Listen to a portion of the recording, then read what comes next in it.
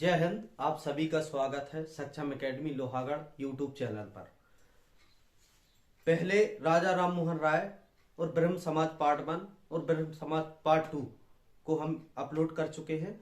अब अपन देखेंगे वेद समाज को। वेद समाज को थोड़ा डिटेल में पढ़ेंगे, क्योंकि किसी चीज का शॉर्टकट में वो चीज मिलती है तो वो लंबे समय तक नहीं रुकती है।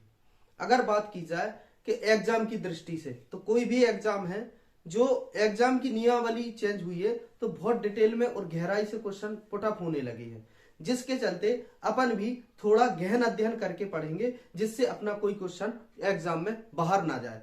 कई बच्चे होते हैं किसी का 1 या 2 नंबर से एग्जाम रह जाता है, तो मैं ये चाहता हूं कि जो भी अपन पढ़े इतने अच्छे से पढ़े कि उस टॉपिक से जो भी क्वेश्चन आए तो वो अपन ना एग्जाम में छूट कर नहीं आए। अब बात करेंगे वेद समाज की। तो वेद समाज की उपज की बात की जाए तो वेद समाज की उपज जो मिलती है वो केशव चंद्र सेन से मिलती है। 1864 ईस्वी में जब केशव चंद्र सेन मद्रास जाते हैं तो वहां के प्रमुख नेताओं से मिलते हैं, जिसमें वहां के प्रमुख नेता केसरी धरालू नायडू थे। उनसे कहते हैं और वेद समाज स्थापित करने की बात कहते हैं।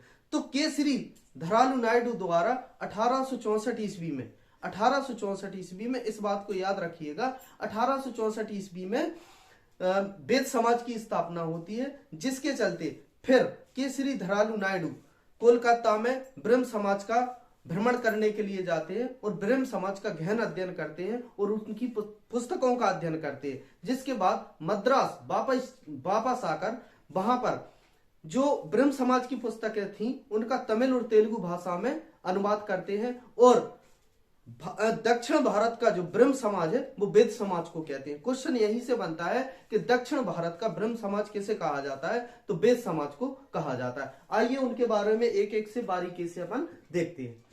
तो वेद समाज की स्थापना 1864 ईस्वी में मद्रास में होती है। संस्थापक केसरी धरालू नायडू थे। 1864 ईस्वी में केशव चंद्र सेन मद्रास गए और वहां पर वेद समाज को स्थापित करने के लिए लोगों को प्रेरित करते हैं, जिसके प्रमुख नेता विश्वनाथ मुदलियार, राजगोपाल चार्लू, पी सुब्रियल चेट्टी थे। केसरी धरालू नायडू कलकत्ता जाते हैं और ब्रह्म समाज तथा ब्रह्म समाज की पुस्तकों का अध्ययन किया जाता है। केसरी धरालू नायडू 1871 ईस्वी में जब वापस आते हैं तो वेद समाज को दक्षिण भारत का ब्रह्म समाज कहते हैं। अब यहां से आपको ये डिटेल में है, थोड़ा गहराई में है, इससे अगर क्वेश्चन आता है तो आपका कोई क्वेश्चन बाहर नहीं जाएगा।